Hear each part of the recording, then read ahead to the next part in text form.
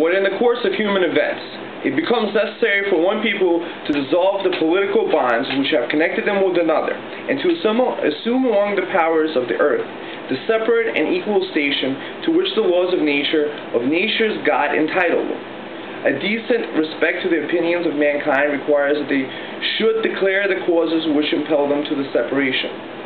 We hold these truths to be self-evident, that all men are created equal, and that they are endowed by their Creator with certain unalienable rights, that among these are life, liberty, and the pursuit of happiness. That to secure these rights, governments are instituted among men, deriving their just powers from the consent of the governed. That whenever any form of government becomes destructive to these ends, it is the right of the people to alter or to abolish it, and to institute a new government, laying its foundation on such principles and organizing its powers in such form as to them shall seem most likely affect their safety and happiness.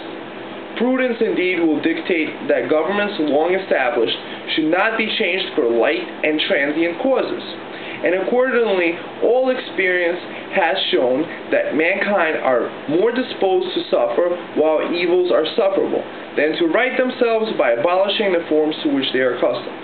But when a long train of abuses and usurpations, pursuing invariably the same object, evinces a design to reduce them under absolute despotism, it is their right, it is their duty to throw off such government and to provide new guards for their future security.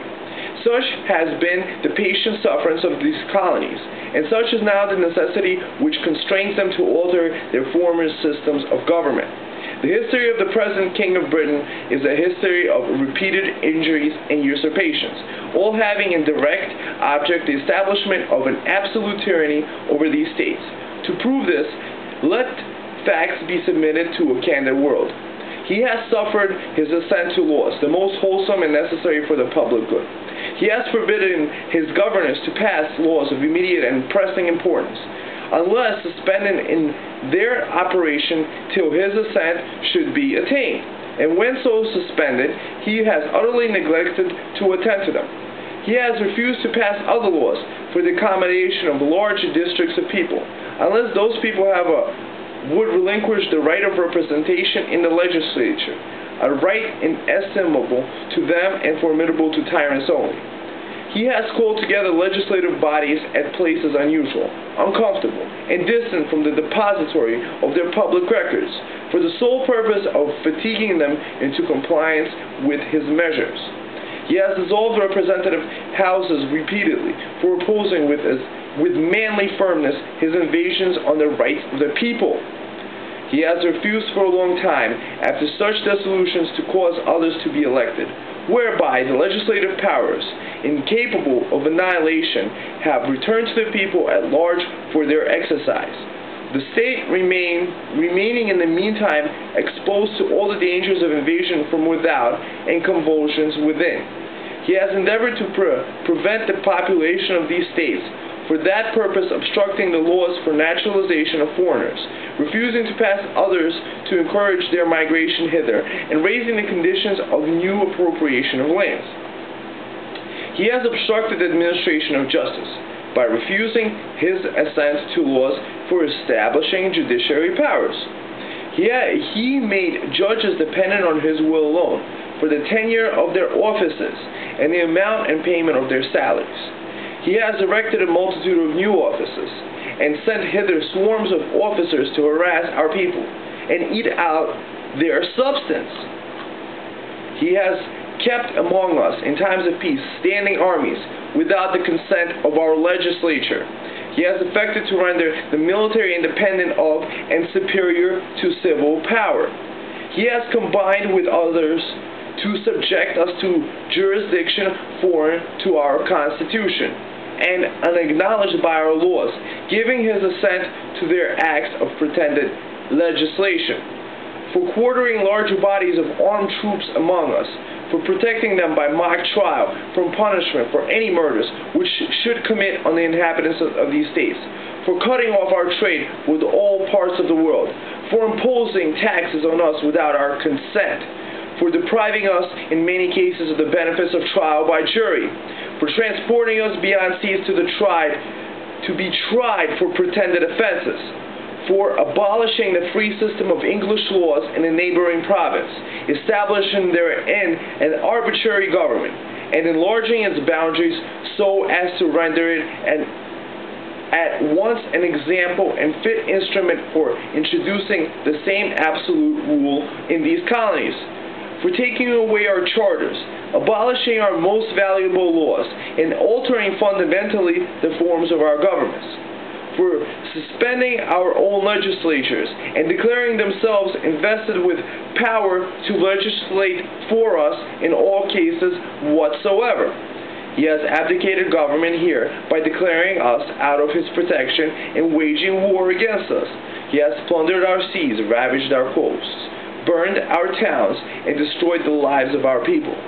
He is at the time transporting large armies of foreign mercenaries to complete the works of death, desolation, and tyranny, already begun with circumstances of cruelty and perfidy scarcely paralleled in the most barbarous ages, and totally unworth the head of a civilized nation.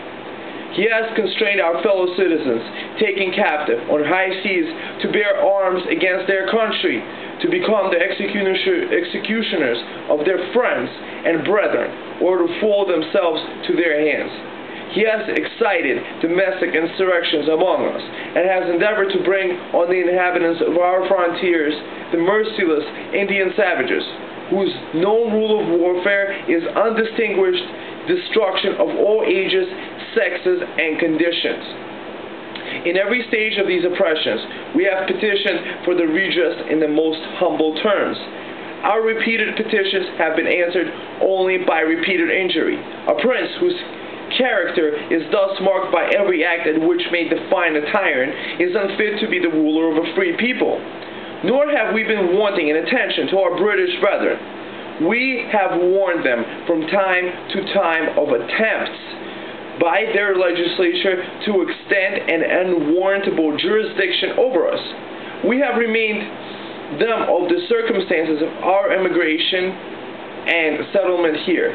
We have appealed to their native justice and magnanimity, and we have conjured them by the ties of our common kindred to disavow these usurpations, which would inevitably interrupt our connections and correspondence. We must therefore acquiesce in necessity which denounces our separation, and hold them, as we hold the rest of mankind, enemies in war, in peace, friends. We therefore, the representatives of the United States of America, in General Congress, assembled, appealing to the Supreme Judge of the world for the rectitude of our intentions, do in name and by the authority of the good people of these colonies, solemnly publish and declare that these united colonies are, and of right ought to be free and independent states, that they are absolved from allegiance to the British Crown, and that all political connection between them and the state of Great Britain is and ought to be totally dissolved, and that as free and independent states they have full power to levy war, conclude peace, contract alliances, establish commerce, and to do all other acts and things which independent states may of right do. And for the support of this declaration, with a firm reliance on protection of divine providence, we mutually pledge to each other our lives, our fortunes, and our sacred honor. Guys, that was the Declaration of Independence. Sounds kind of familiar to what's going on in our days. We have, nowadays, posse comitatus removed so that we can have troops from foreign governments policing the American people. So just listen to this YouTube video, and thanks for watching. Bye-bye.